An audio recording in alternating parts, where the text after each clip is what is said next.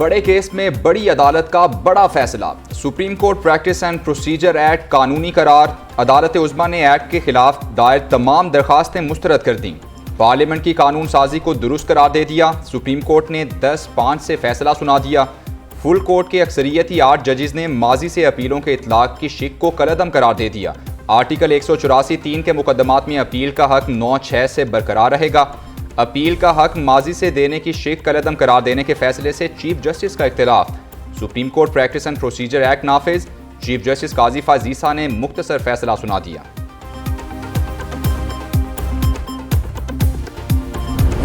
Ijajul Ahsan, justice Munib Akhtar, justice Yahya Afridi, justice Syed Mazahir Ali Akbar Naqvi, justice Ayesha A Malik and Justice Shahid Waheed dissenting, right closed, subsection 1 of section 5 of the Act, within brackets, granting a right of appeal prospectively. 15 रुकनी full court में 5 जजेस का फैसले से इख्तिलाफ। Justice Ijazul Ahsan, justice Munib Akhtar ने act के खिलाफ फैसला दिया। जस्टिस आयशा मलिक, जस्टिस मुज़ाहिर नकवी और जस्टिस शाहिद वहीद का भी एक्ट से इख्तिलाफ। दौरान समात जस्टिस इजाजुल एहसन ने कहा, प्रैक्टिस एंड प्रोसीजर कानून से अदलिया की आज़ादी मुतासर हुई है। जस्टिस मुज़ाहिर नकवी ने पूछा, अगर सुप्रीम कोर्ट को रूल्स बनाने की अथॉरिटी नहीं देनी थी तो आर्टिकल 191 का मकसद ही क्या है। जस्टिस मुनीब अख्तर ने रिमार्क्स दिया, आर्टिकल 8 कहता है ऐसी कानून साजी नहीं हो सकती जो बुनियादी हुकूक वापस ले।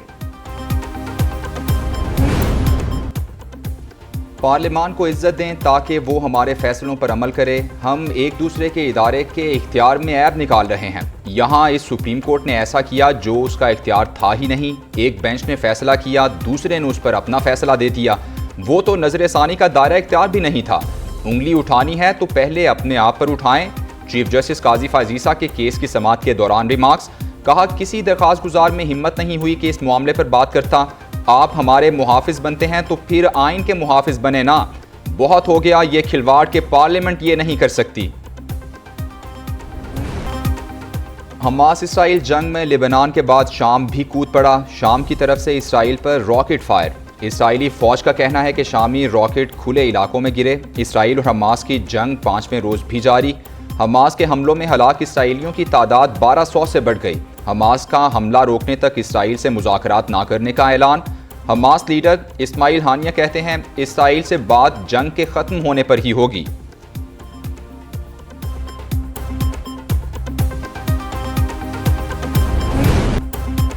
इसराइली वज़ीर आज़म नेतन्याहू का अमरीकी सदर जो बाइडन को फ़ोन, हमास की शिकायतें लगाते रहे।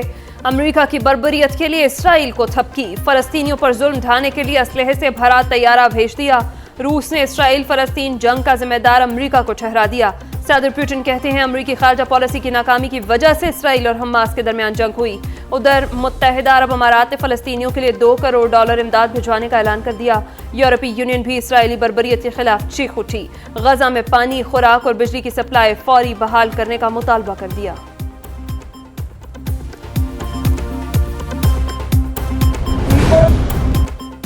पाकिस्तान ने गजा पर इसराइली बमबारी फौरी रोकने का मुतालबा कर दिया। निगरान वज़ीर आज़म अनवारुल हक काकड़ की ज़ेर सदारत वफाकी काबीना के इजलास में इसराइली बमबारी की शदीद मजम्मत। वज़ीर इत्तलात मुर्तज़ा सोलंकी ने कहा, मसला फ़लस्तीन अक़वाम मुत्तहिदा की करारदादों के मुताबिक हल किया जाए। काबीना ने सुहेल अब्दुल नासिर को डिप्टी चेयरमैन नैब लगाने की मंजूरी दे दी। PIA की निजकारी के लिए फाइनेंशियल एडवाइज़र मुकर्रर करने की मंजूरी भी दे दी गई। वफाकी वज़ीर फवाद हसन फवाद बोले, PIA 750 अरब रुपए के खसारे में है।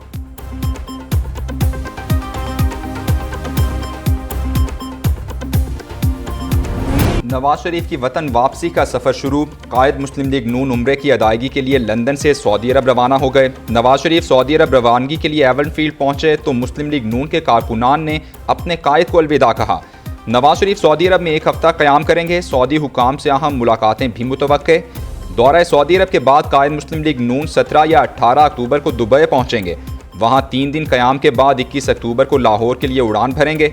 नवाज शरीफ के पाकिस्तान जाने के लिए दुबई से स्पेशल तैयारा बुक करा लिया गया। खुसूसी परवाज को उम्मीद पाकिस्तान का नाम दिया गया है।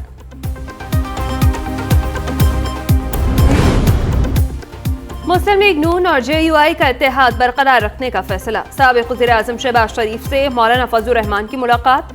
दोनों रहनुमाओं का मजमूई सियासी सूरत हाल पर तबादला ख्याल, शफाफ, आज़ादाना और मुनसिफाना इंतखाबात पर गुफ्तगू, दोनों कायदीन का मुशावरत और इश्तराकी अमल से आगे बढ़ने का फैसला। शहबाज शरीफ ने कहा, नवाज शरीफ की वतन वापसी से सियासी और जमहूरी निज़ाम मजबूत होगा। मौलाना फजल रहमान ने नवाज शरीफ को वापसी को खुशाइंद करार दे दिया, बोले सच बेनकाब हो चुका है, नवाज शरीफ को सियासी इंतकाम का निशाना बनाया गया।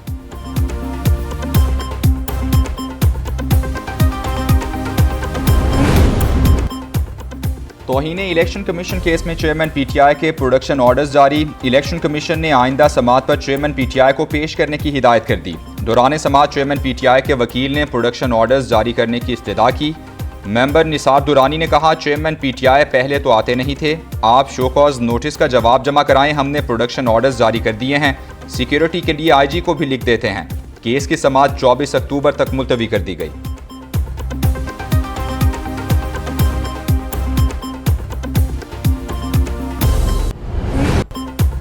साइफर केस में फर्द जुर्म आयद करने का हुक्म चैलेंज। चेयरमैन पीटीआई ने वकील शेर अफजल मरवत के जरिए इस्लामाबाद हाई कोर्ट में दरख्वास्त दायर कर दी। 9 अक्टूबर के ट्रायल कोर्ट हुक्म को कलअदम करार देने की इस्तदा। दरख्वास्त में मौक़िफ़ इख्तियार किया। ट्रायल कोर्ट ने लिखा, केस की नक़ूल वसूल कर ली, हालांकि नक़ूल वसूल नहीं की है।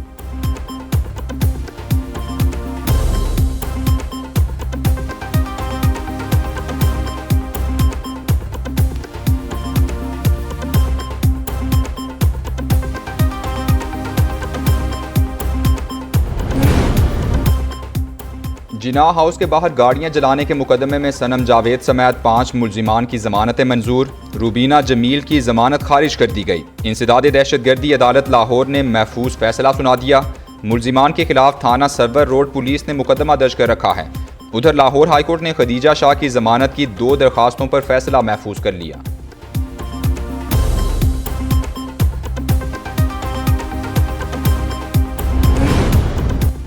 नवाज शरीफ मुश्किलात से निकलने का हल बताने आ रहे हैं। सारे तजुर्बे फेल हो गए, नवाज शरीफ का तजुर्बा ही कामयाब रहा। नायब सदर मुस्लिम लीग नून मरियम नवाज कहती हैं, नवाज शरीफ आवाम की परेशानी दूर करने आ रहे हैं, मुल्क की तरक्की यकीनी बनाएंगे। नवाज शरीफ ने IMF प्रोग्राम मुकम्मल किया लेकिन महंगाई नहीं होने दी। मरियम नवाज से यूसी चेयरमैन और कारकुनान की मुलाकात। नवाज शरीफ की वतन वापसी पर इस्तकबाल के इंतजामात का जायजा लिया गया।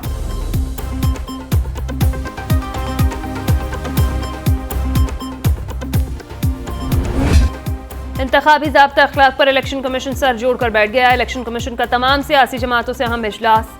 सियासी जमातों ने इलेक्शन कमीशन को अपनी अपनी तजावीज़ पेश कर दी। दूसरी तरफ पीपल्स पार्टी वफ्द की चीफ इलेक्शन कमीशन से अलग मुलाकात। पीपी वफ्द ने सिंध में तरक्याती कामों की बंदिश पर तहफ़्फ़ुज़ात का इजहार कर दिया। शिकवा किया, इलेक्शन शेड्यूल का ऐलान नहीं हुआ लेकिन सिंध में तरक्याती काम बंद कर दिए गए। चीफ इलेक्शन कमिश्नर ने फैसले पर नज़रसानी की यकीन दहानी करा दी।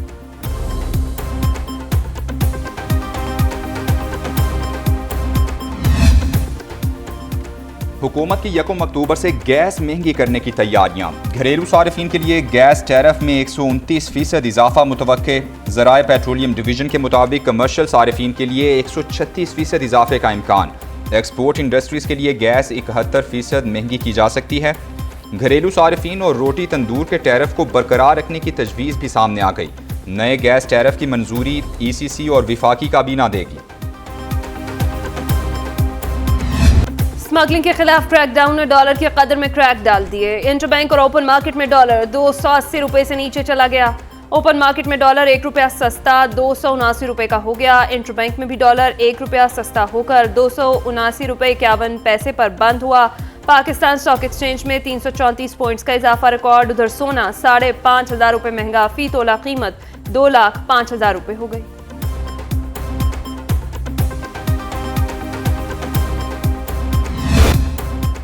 पंजाब में हेलमेट इस्तेमाल ना करने वालों को 2,000 रुपये जुर्माना होगा। घरों में गाड़ियां धोने वालों को 5,000 रुपये जुर्माना देना होगा। लाहौर हाई कोर्ट का हुक्म।